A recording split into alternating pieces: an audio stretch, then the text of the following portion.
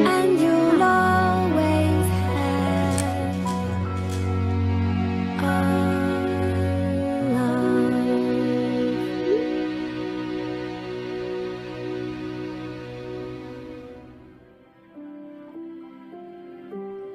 Prea Sfânta, curată, prea binecuvântată, mărita stăpâna noastră de Dumnezeu născătoare și pururea Fecioară Maria, cu toți Sfinții să o pomenim.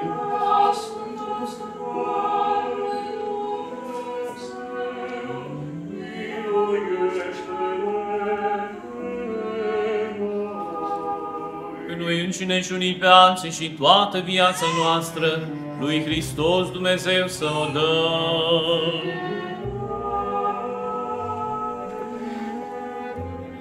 Ca să-și păzească ea haina botezului și logodirea Duhului neîntinată și fără prihană în ziua cea înfricoșătoare a lui Hristos Dumnezeul nostru, Domnului să ne rugăm.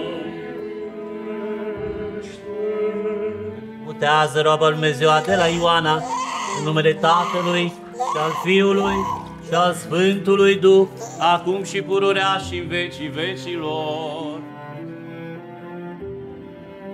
Domnului să ne rugăm. Stăpâne, Doamne, Dumnezeu nostru, care prin spălarea botezului dai strălucire cerească celor botezați, Cel ce a doua oară ai născut pe roba ta aceasta, nou luminată prin apă și prin Duh, și ai dorit iertarea păcatelor celor de voie și celor fără de voie. Pune peste ea mâna ta cea puternică și o păzește cu puterea bunătății tale.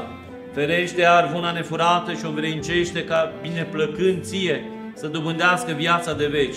Că tu ești sfințirea noastră și ție slavă înălțăm, Tatălui și Fiului și Sfântului Duh, acum și pururea și în vecii vecilor. Pace tuturor! Capetele voastre Domnului să le plecați.